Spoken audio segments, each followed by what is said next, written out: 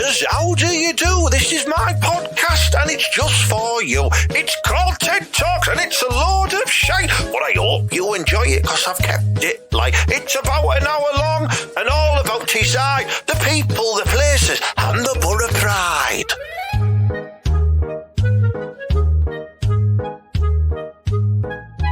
Welcome to episode 111 of TED Talks, the TED Hanky podcast, and I'm afraid it is a sorrow moment on the TED Hanky podcast because me and Mala were all massive fans of the Doc Cotton, weren't we? And she's gone to the big, massive crack pipe in the sky. Well, Ted, right?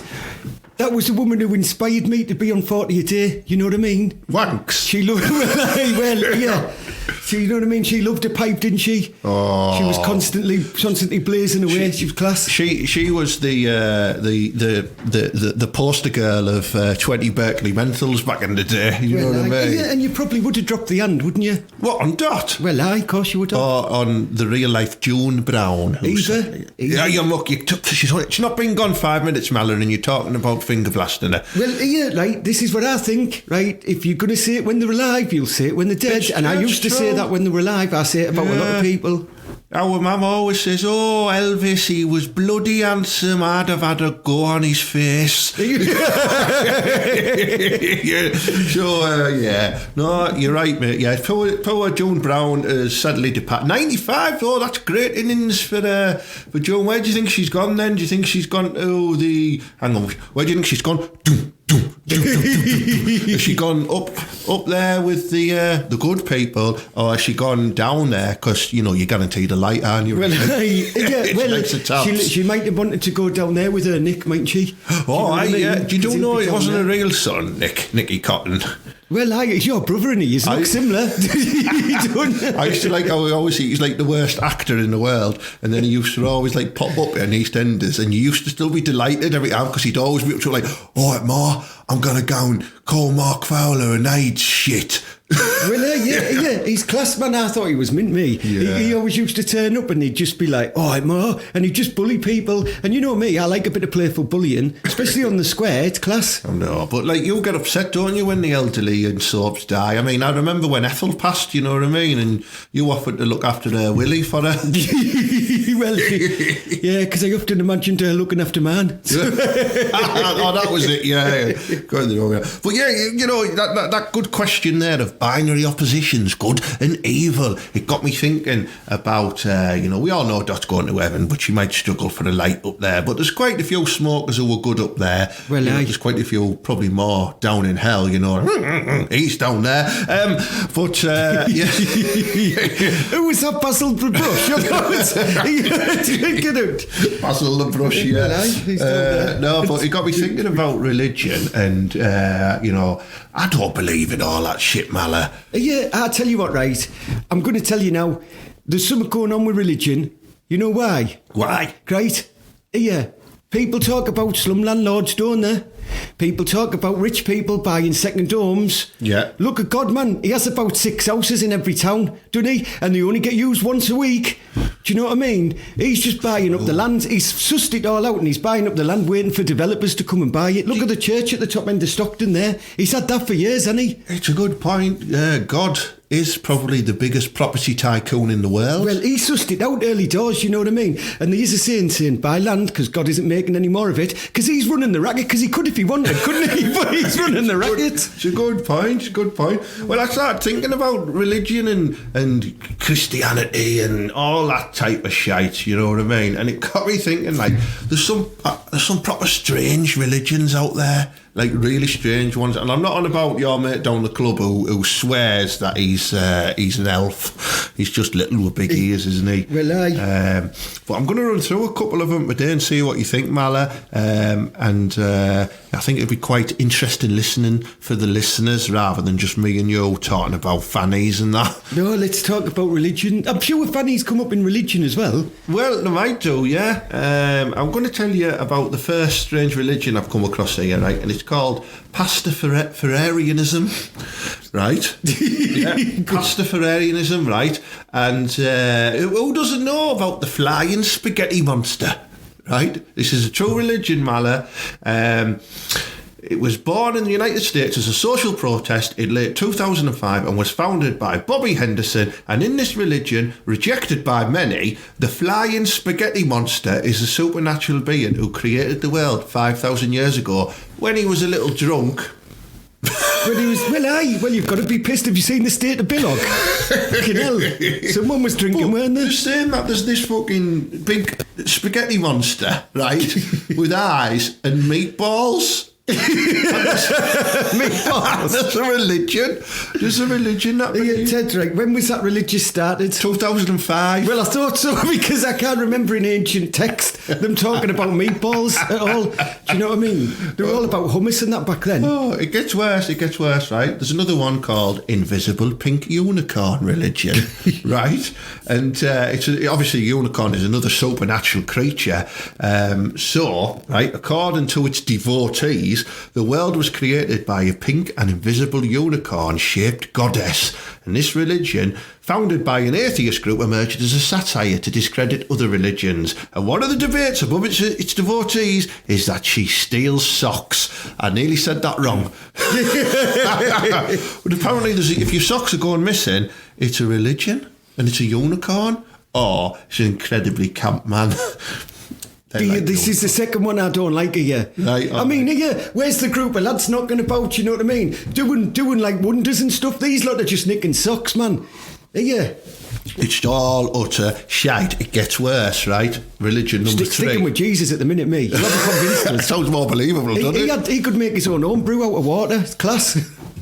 Actually, that's a good point, that, yeah. And he was a good baker. Well, aye. And his dad could do good benches. Well, aye. This one is the Presbyterian Church. We touched on it earlier. From supernatural creatures to celebrities, Elvis Presley was known to be the king of rock. And since 1992, he has become Saint Elvis, right? And according to this religion, its devotees must look towards Las Vegas once a day and make a pilgrimage at least once in their lives to Graceland. So they'd go on a pilgrimage to Graceland, and there's 31 commandments related to the products he consumed: bacon, Pepsi, peanut butter, El Producto cigars, Fina mint laxative, and drugs. What about loads of coke? Because there's money in that. Well, Elvis didn't die of drugs. He died of constipation, sat on the toilet because he hadn't had a poo for over 3 months. 3 months? Yeah. Honestly, that's a true fact. I think you might need to fact test that one. It's a true fact. It was 3 months. It's a true fact. He hadn't had a poo for 3 months, right? But yeah, he was so heavily constipated, right? It caused his body to go into shock when he was on the toilet and have an heart attack. This is basically, right, what nearly happens to me every Sunday morning after I've had 15 pints of Guinness.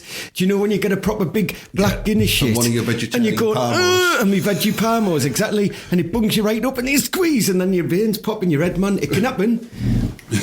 These next two are going to piss you off, right? The next one is the Maradonian Church, right? So that better not be about that little midget. It is, yeah. Diego Armando Maradona. This religion, created in 1998 by the ex-Argentinian player's followers, has expanded to several countries and has its 10 commandments. And I quote, Diego Nuestro, which is an alternative to the Lord's Prayer, among other prayers, and even its festivities. Right, yeah, right. I know he's a good footballer, but just because he was called the hand of God when he did it doesn't mean that he was a god, does it? No, maybe he just gave God a little toss. No, well, yeah, he might be down there. You never know. He used to do a lot of beak, didn't he? He did, yeah. He was a mad beakhead, was Sao Diego. I know, yeah, he was, wasn't he? Do you remember that there was that clip of him where he was proper off his chops? The clip of him, yeah. I mean, he wore some little shorts, to be fair, you know. Yeah, he was a proper loved it, didn't he? Oh, but are you fair play? Are you like, I mean, if I was little and I was Argentinian, I'd have nothing else to live for. I'd just get off my chops all the time.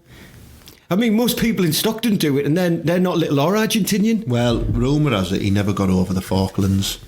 What? Could he not jump over it? He's only little. The next one, Mally, this is going to really annoy you, is Jediism. Yeah. Is that because of that Jed Pearson? I hate him, he's a knobhead. But he ever comes down the club? It's the one all the fucking nerds do, isn't it, for Star Wars? Yeah, right.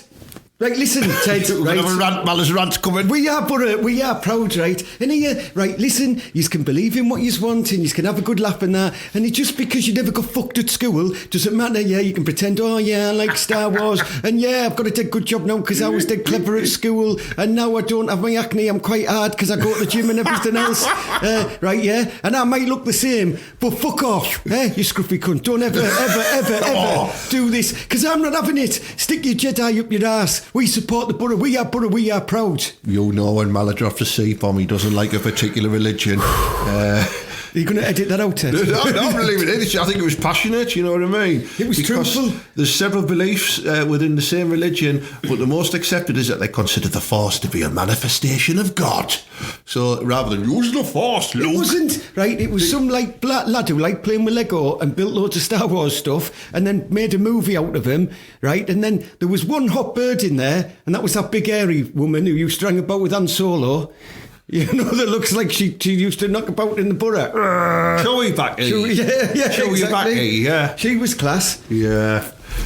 Oh, I'd have fucked her. And the last one is it's one of the best known religions established among Hollywood celebrities, Scientology. Right, I've heard of this 1954 it was founded by the American science fiction author L. Ron Hubbard. And according to its devotees, humans are immortal spiritual beings who have forgotten their true nature And were brought by Zenu, the director of the Galactic Federation, in a spaceship. fucking load of shite. Well, yeah, that's about the same as like having like the Cookie Monster chasing you around, the spaghetti guy, or something else. Yeah, right. These are just as bad as the cult. Do you remember that Marshall Applewhite, that guy? He had his cult and it was for the Haley Bob Comet, right? And he dressed them all up in Star Trek and they all had to drink Kool-Aid. Oh, yeah. Well, that's just exactly the same. Here, listen. Stay with one of that one because I might do that one. Well, exactly. Stay with one of the proper religions, you know, all the good ones. I'm not going to name them because we don't want any fatuous against us, but you know the lads. But I will name the one I'm a part of, right? And that's Jesus and the Boys, isn't he? Are you a Do big know fan what of I mean? G. Oz? Well, you know what I mean? He's the normal, right? And he didn't do anything unbelievable, did he? Fucking hell, Yeah. I'd like to see him walk across the River Tees. He kept a lot of priests out of prison. True, yeah. In addition to all those ones I mentioned there are other religions such as the Rambo or Chuck Norris worshippers, the Dam and Her, which is the sect that inspired the Avatar movie, and the so-called Hono Hana, the sect of reading the foot. What about the ones, right, where all the birds are like, yeah, let's just bang because that's what you do. Like I've seen it in movies There's before. sex clubs, aren't there? You don't need to be... No, but like it's like a religious experience. You've got to believe in the second coming. Because Cheb once he's got the first one out of the way, the second one's not far behind, mate. You know what I mean? I'm a mucky swine. It takes me forever. I'm like the original Jesus. I was around thousands of years ago, and you won't see me for a while yet. Do you know what I mean? You were like the original Jesus. You always hanging around with loads of lads on a cross, no shoes on, yeah. Fucking white skirt. And go missing over Easter. Well, aye. And it's coming to Easter, Mala. Have you got any plans? That's another thing. Which on any of them religions there, right? Did any of them come back to life like Jesus? 1-0. Do you know what? There's over 300 gods, I think, Mala, and different religions, and I don't believe in any of them. I believe in one. I believe in that meatball lad. He sounds all right. What makes your one the right one compared to the other 299? Meatballs and pasta, obviously. Where else wouldn't you? Like a bit of spaghetti. Spaghetti oat monster. Well, if you're going to do anything, I mean, listen, we're all beautiful people, right? Living in a beautiful world, right? And I know we mess up sometimes because we can be monks, but listen, don't worry about it. You can believe in what you want to believe in. Just don't hurt anybody else with it. Do you know what I mean? And don't pick on people because they don't believe it. Unless it's a Jedi religion. Yeah, you want to get yourself sorted out. You'll be getting a bat. Next time I see you, I'm going to start waiting outside that comic shop in Borough and I'm going to be dishing out headlocks. And I'd just like to apologise for the M word Mally used there, which isn't appropriate. Mormon.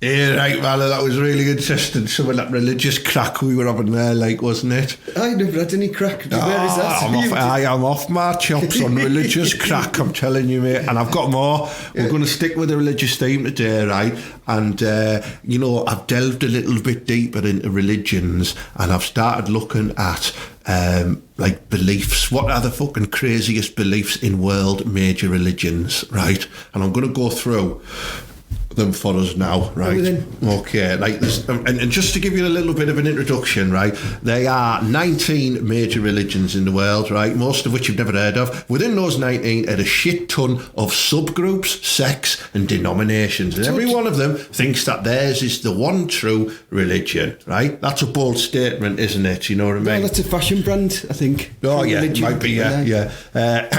They say that humanity will probably never be able to discuss at the dinner table without family members declaring holy wars and cutting off supplies of mashed potatoes from each other, right? Absolutely. So families argue all the time over religion, right?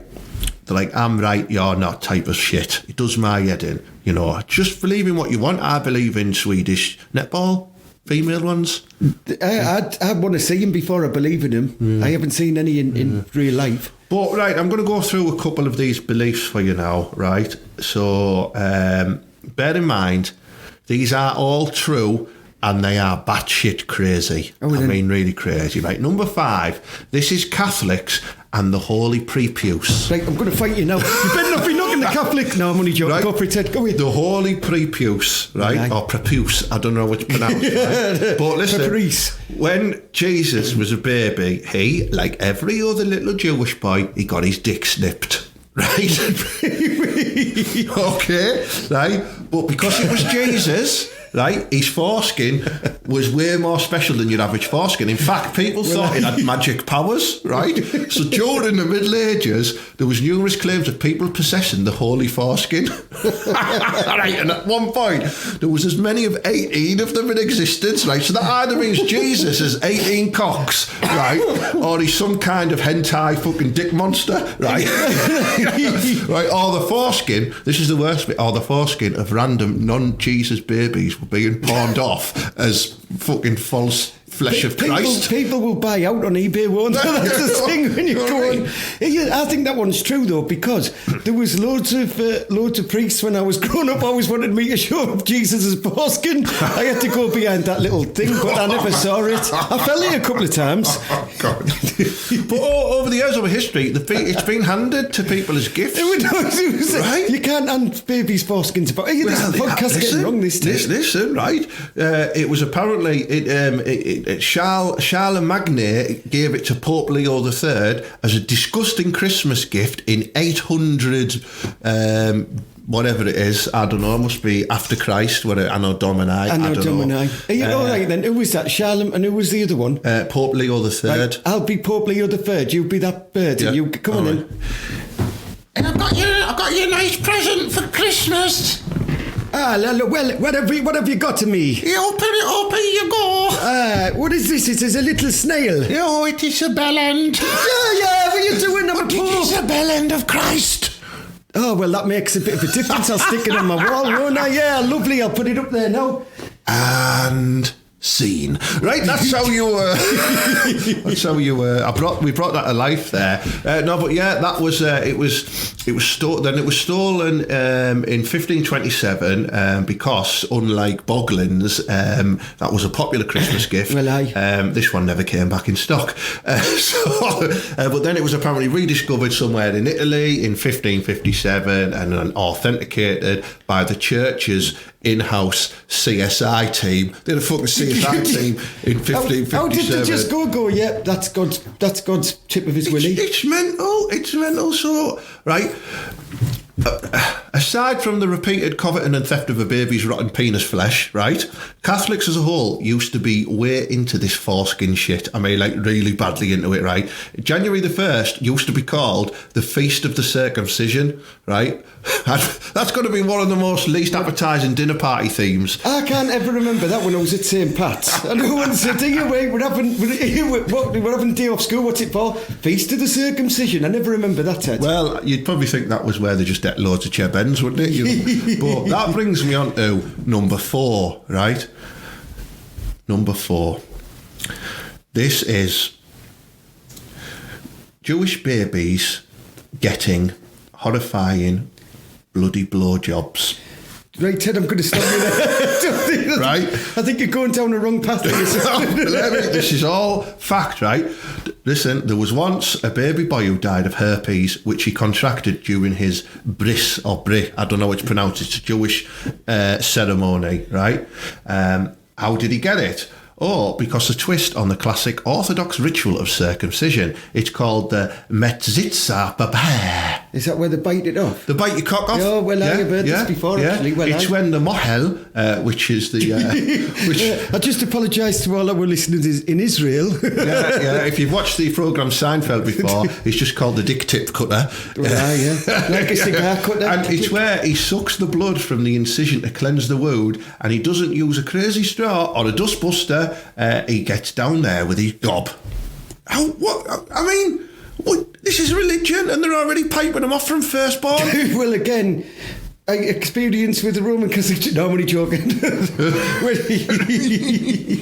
He's freaking crazy. I can't believe. The fact that they're spreading a little bit of herpes around with newborns as well, that's just wrong, isn't it? Where are you getting the... Why is that book you've got there called The Little Book of Baby's Bits? That's not what it's just stories about babies' This cocks. is all coming from the knowledge of my mind, man. The next one better not be about babies' willies. No, this is a good one. Oh. When a Buddhist monk dies, number 3, when a Buddhist monk dies, right, his fellow monks feed him to the vultures. Well, I did it. Yeah, how bad's that? Yeah, Tibetan monks are generally considered wise and kind, aren't they? You know what I mean? They dedicate their lives to a search for the deeper meaning, a higher plane of existence, and if kung fu moves, just a great deal of asses to be kicked. Yeah, like in a Zen-like fashion, you know what I mean? But in death, they just get straight to the fucking point, you know what I mean? They're cold-blooded. So they believe in something called Jahator, and it's considered an act of generosity that can only be performed upon death. So they believe the body is a vessel, so when a Tibetan monk dies, his bros chop up his corpse and place it on a mountaintop so his remains can be eaten by vultures. That's right. I'm going to just say something here. Yeah. Because you used the word bros there. Are you getting this from a proper religious book? I can't imagine one's been written with the word bro in it. It's written by P. Diddy. Oh, really? P. Diddy's big book of religion. Well, yes, class that. Yeah, sorry, endorsed by Ladybird for some reason. Well, that's class, but right, Tibetan lads, right, I know you're class and you kick loads of beds in, but have you ever tried trill for the birds? The class for my budgie, man, we get it all the time. Yeah, no, it's a good option. We'll move on to number 2 because that's quite a disturbing one, that, you know what I mean? But this one is really bad. I like the fact that you thought that someone giving a blowjob to a baby wasn't disturbing, but a monk getting chucked around was. No, it's all very disturbing. It's all very disturbing. But this one at number 2 is called the Grishneshwar Temple Baby Toss. Back to babies, and it's not what you think. It's not. We're not going back to a little bit of foreplay for the earlier one. This is right. Do you remember where, like, when you'd see it, you see like dads and uncles and they throw a baby around and catch him and stuff like that. Go on, throw him in the air and catch him, stuff like that, right? And it's just a bit of fun, isn't it? Well, someone out there decided to take that practice, invert it, set it on top of a temple and call it a religious practice called the Grishneshwar Temple Baby Toss, and it's fucking insane, right? There's a video online if you want to watch it. It's mad. And what they do in India, right, Hindus and Muslims, they toss babies off the 50-foot tower to be caught by people holding a bed sheet. How mad's that? So they're on top of a temple and they go, they just fucking fling a baby and then they've got to try and catch it with a bed sheet. 50 foot. Is this That's as tall as a building? No, hang on. Is this the same? Are you getting this information from the same time that you told me that ducks could swim about in coins? When they just jumped into loads of metal coins and you could swim about. You've been watching, what's it called? That was DuckTales. DuckTales, yeah. Well, that is true. That's absolutely mental. But yeah, chucking a baby off a building and catching it, and for years, state officials have been trying to ban this 700-year-old practice, which for some reason people believe will ensure their babies will be healthier, happier, and luckier. Well, they will be if they get fucking caught. Well, exactly. But what if you miss it? Well, exactly. Defeats the whole objective. Bloody hell. But right, number one is about the Mormons and the planet Kolob. Yeah, the Mormons are one that have 6 wives. Yeah, I know you've been interested in that before, haven't you? Right. I think this, right? Think about this, Ted, right? I'd have loads of birds there, wouldn't I? Because I'd have 7, right? You get to wear a white shirt and a black tie, don't you? Don't you? Yeah. You get a little name badge as well. And I'm sure they're like veggies or something, like me. Don't they like all live together as well? And they don't have to pay no rent? I don't know. It is very creepy, I'll be honest. And when they stop you in the town, they're always very young lads, aren't they, or young lasses? And then you're thinking, yeah, do you want to get married? Well, but yeah, no, it's a strange one, mate, right? But like, if you thought Scientology and Zeno was weird, what we talked about earlier, right? According to Mormon scripture, Joseph Smith translated from ancient Egyptian texts that Kolob was where all Mormons will go once they die. It's just like heaven, but it can be obliterated by an asteroid or be taken over by a malevolent alien race. So they believe in all that shit. I didn't know that about the Mormons. I thought they just right, we like God and that, but we're going to just take a little loophole and have a couple more wives. Well, yeah, isn't that the place up your ass? Apparently, yeah. Well, that's all right, because, right, if you're probably going to have 7 wives because you're like, when we get back up on that big rock up there and that alien race, you know what I mean? That's why I need to bank 6 or 7 years at a time. That makes sense to me. Well, yeah, that does, yeah. I think I might sign up to be a Mormon. Well, you know, were they the little white ones? You know, the cartoon, and they had like Mormon Mama and Mormon Papa. I think so. Yeah. Them and lads Mormon troll used to scare the shit out of me. Them. Yeah. No. Does that mean you turn into a Mormon, like a little white hippo? Well, I wouldn't want to. Oh, Moomins! Moomin, yeah, I got it. Oh, we get excited there. Oh, I like the Mormon scripture. Like it doesn't differentiate between stars and planets, so everything in space is called a star. This means that when Mormons die, their souls either travel the vastness of space to land on a paradise that they can call home for all eternity, or they fry forever on the surface of a sun. What? So you can be a good... If you're a bad Mormon, what is it? Do you only have one wife? You either land on a star or you burn your ass on the sun. No, but how do you land on them? Like, is that as if you're a bad lad if you're a Mormon? Because how do you become a bad Mormon? Do you only have like one wife instead of 7? It's a good question. What are you allowed? Are you allowed 8? I don't know. If you can you have 7 and see how you get on, and then divorce 3 and have another 3? Right, Ted. We need to do some checking. Some maths. Do some.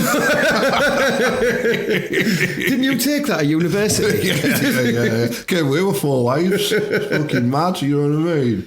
But yeah, it's crazy. Right, hang on. Mormons, these are people that are generally stupid. No, that's morons. Sorry, Wikipedian morons. Yeah, right. A religious cult group, Mormonism, principal branch of the Latter-day Saint movement. Yeah, it started by that lad Joseph that you were talking about. Yeah? Yeah. I've seen nothing about stuff about that Latter-day Saints, LDS, that church. Yeah, they're quite good, the Mormons, aren't they? Yeah. Strong sense of community. Well, you would have if you can have like 7 birds, wouldn't you? They're all banging each other, aren't they? Do you reckon the birds bang each other as well? Is there any Mormons out there? Any Mormon scissoring going on? Because we'd like to know. Can I have a pamphlet on this? Can you send it through to TED Talks, please? Isn't it? Next time they knock on my door, I'm going to invite them in for a 3-way. For a cup of tea. Hang on, there can also be a strict law of Right, hang on, yeah. So you can't bomb them. No, the trend to be very family orientated and have strong connections across generations. That sounds a bit weird, doesn't it? Sounds like Thornaby, where they're all inbred. They sound like you're marrying the sisters there. Exactly. Right. They believe families can be sealed together beyond death.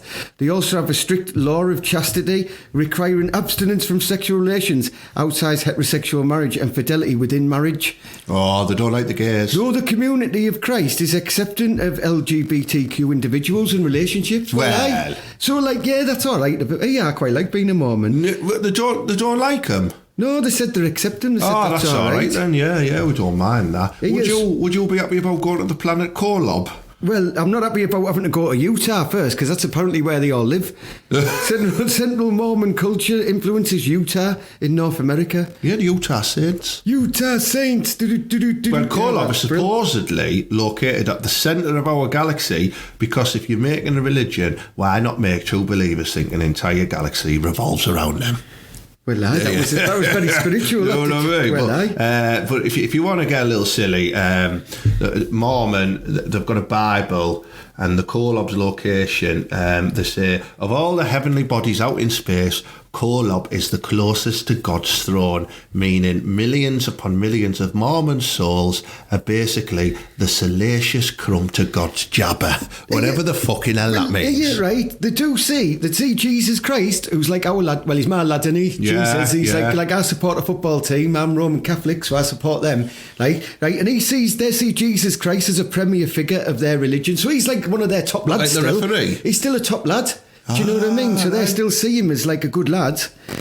Yeah, that's right. Yeah, well, I might get into a bit of this. Right, so if you're listening to the TED Hanky podcast for the first time, we are recruiting Mormon ships. Particularly, we've got availability for 6 or 7 wives at the minute. But we do want to be able to pick them, don't we, Ted? Yeah, we don't want, I'm saying an absolute no to anyone who is wearing a massive fleece with wolves on it, right? You know what I mean? That's a red flag straight away. Yeah, I love anyone who has a massive fleece with wolves, so that's quite lucky that you, Ted.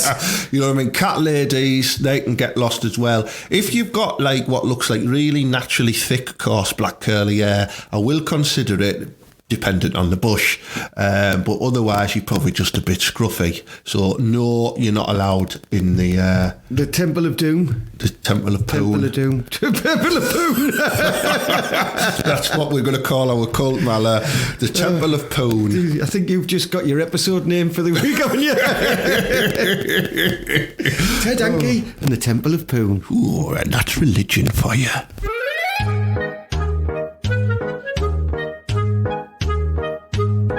Right there, well that was an interesting episode.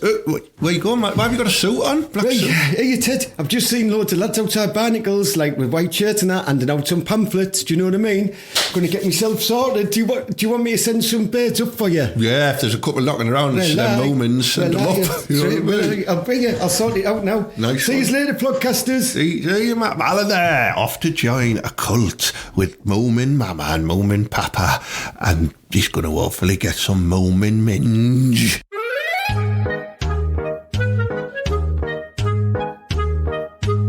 Right, that concludes this week's episode of TED Talks, the TED Hanky podcast. Serious religious messages there, if you choose to take them serious. If you do choose to take them serious, then you're just a complete nut to bell with, because it is all just jokes and that, you know what I mean? I have no qualms with anyone who has religious faith in whatever you believe in. I just believe in the universe and science, not in big airy men telling me what to do with my life based on made up books. Anyway, I'd just like to say thank you to jokepit.com and Showcase Comedy for sponsoring the podcast. International break is over. We're back playing the football with the Middlesbrough Open to get in the playoffs, so it's exciting. We good win at the last weekend and a good 4-0 win, and now we've got now we've got a tough run in till the end of the season. It's going to be proper mint, so you know what to do. Hanky Panky Comedy Club is back at the end of the month on the 29th of April with TV comedian Chris Washington headlining. He's just supported Michael McIntyre on tour. He's just supported Jason Manford on tour. He's been on Live at the Apollo and all that shit, you know what I mean? He's class. Tickets are on sale. They're only a tenner. Just go to jokepit.com or go to my TED Hanky Facebook page and find the event and click the ticket link in there. It will sell out. It'll sell out fast. Don't miss out. Don't be a bell whip. Okay. Have a great week, manners. Up the butter and believe.